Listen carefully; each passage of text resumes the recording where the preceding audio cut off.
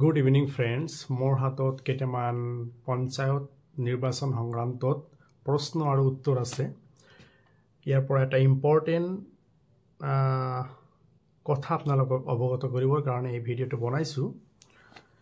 ইয়াতে উল্লেখ কৰা হৈছে 22 নম্বৰ পইণ্টত চৰকাৰী অনুদান পোৱা ব্যক্তিয়ে পঞ্চায়ত নিৰ্বাচনত প্ৰাৰ্থী হ'ব পাৰিবনে নাই। ইয়াৰ ৰিপ্লাইটো দিব ওলাইছো। বহুতো মানুহে প্ৰশ্ন কৰিছিল যে আমি হয়তো চৰকাৰী অনুদান পাইছো, চৰকাৰী টকা পইচা পাইছো, ঘৰ পাইছো, এনেকুৱা ধৰণৰ কথা কৈ থাকে। আসলতে চৰকাৰী অনুদান পোৱা ব্যক্তিয়ে পঞ্চায়ত নিৰ্বাচনত প্ৰাৰ্থী হ'ব পাৰিবনে নাই, ইয়াৰ ৰিপ্লাইটো দি আছো।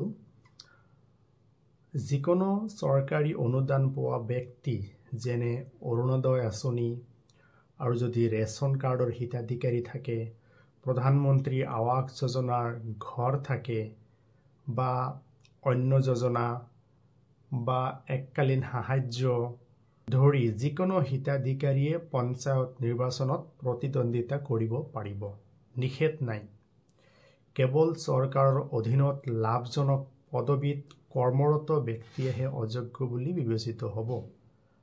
চৰকাৰৰ অধীনত যদি লাভজনক পদবী, চাকৰি বা তেনেকুৱা ধৰণৰ কমিশ্যন যদি পাই আছে, তেনেকুৱা ধৰণৰ ব্যক্তিয়ে অযোগ্য বুলি বিবেচিত হ'ব।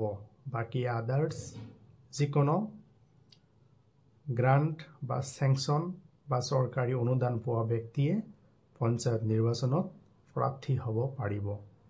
বাকী আৰু বহুতো প্ৰশ্ন উত্তৰ আছে, পৰৱৰ্তী সময়ত আপোনালোকক জনাম। আৰু এইখন এখন মোৰ কিতাপ। আপোনালোকৰ যদি প্ৰয়োজন হয় আপোনালোকে কমেণ্ট বক্সত মতামত আগবঢ়াব, আপোনালোকৰ এড্ৰেছটো প্ৰদান কৰিব। বাই পোষ্টৰ জৰিয়তে আপোনালোকে পাব আৰু ইয়াৰ ডিটেইলছবোৰ ভিডিঅ' ডেছক্ৰিপশ্যন বক্সত দিয়া আছে। আপোনালোকে মাত্ৰ 100 টকা খৰচ কৰি মোৰ কিতাপটো সংগ্ৰহ কৰিব পাৰিব। ধন্যবাদ। শুভৰাত্ৰি।